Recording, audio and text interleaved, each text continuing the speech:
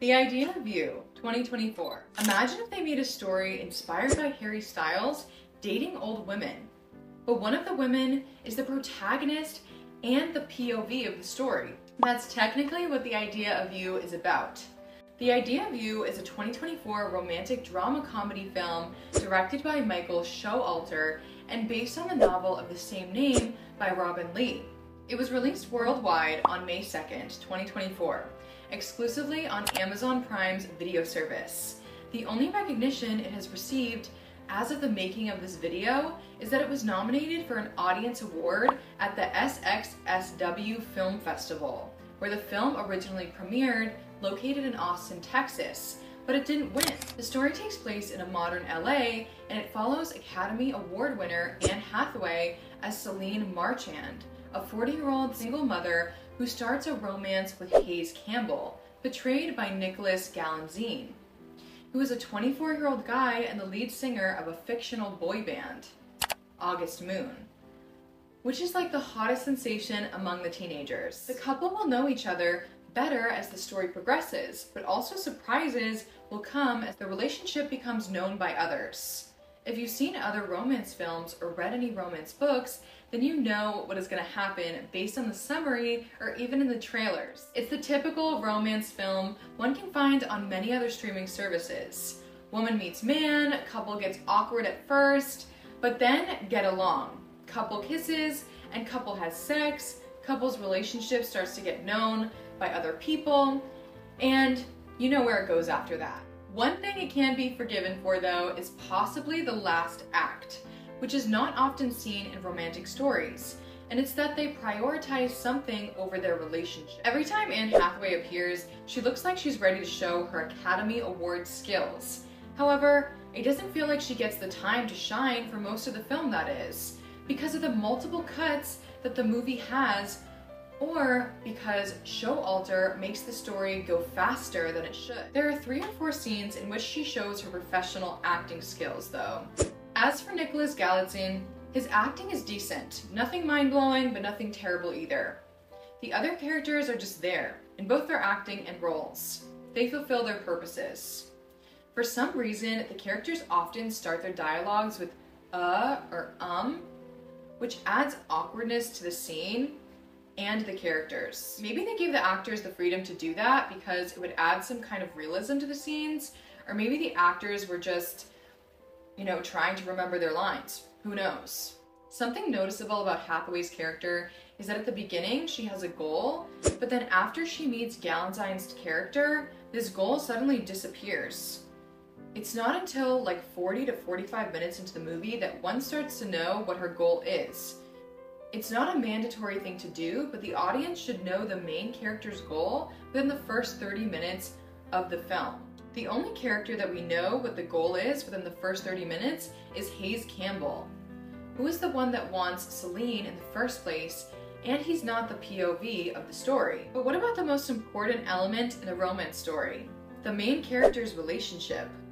One surprising element about it is that there's this awkwardness between the characters, even after Hayes Campbell is invited by Hathaway's character to be at her house, and after they know each other better.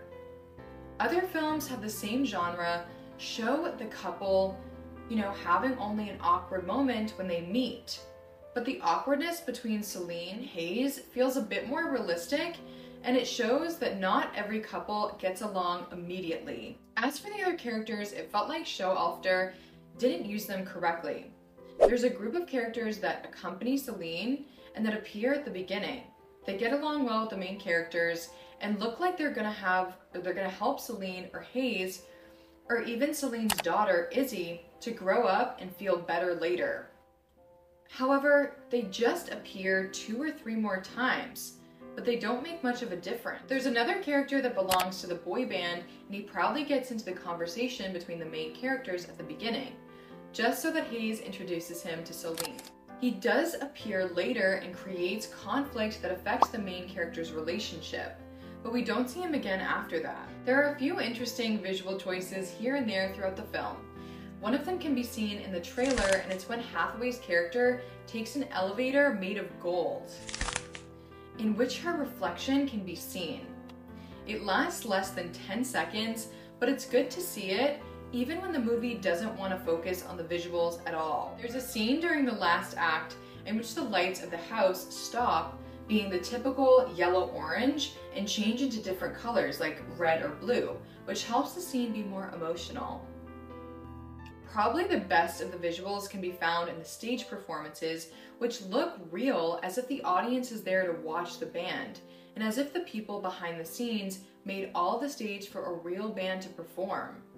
Probably the best element about the film is the soundtrack, specifically the songs written by Savan Koteka, which were made for the film's fictional band, Austin Moon. These songs feel and sound like they could belong in the real world. They even recorded videos and band performances with the actors that portrayed the band members. As for the rest of the music, they were suitable for each scene in which they sound. The sad-like tracks can be heard in the emotional scenes, and the happy-like ones sound in the happy and fun scenes. There's a painting that is shown around 3 times throughout the movie and that also appears in the trailer.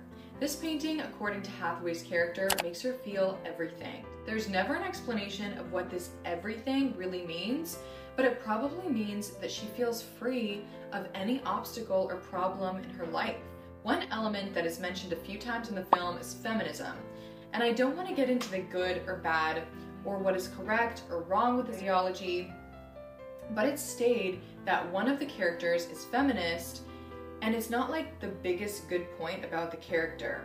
Additionally, one of Solène's closest friends says that people hate to look at women being happy, which can probably sound kind of forced and look bad through the eyes of some viewers. In reality, this can apply to any celebrity. Doesn't matter the genre of the person, there will always be a group of people that don't like celebrities to be happy. This can also apply to Hayes as well, since he's the popular guy and the one who started the relationship in the first place. But since the main star of the film is Solène, then it seems like how people perceive Hayes doesn't matter at all. Even with all that being said, the critics have been nice towards the film. It has a 6.5 out of 10 on IMDb and an 83% rating on Rotten Tomatoes. However, it holds 69% in the audience score side of RT. The general public is kind of divided though. Many people on social media enjoy the film, while many others say it's immature or even cringe, which explains the 6 and 60s that can be found online.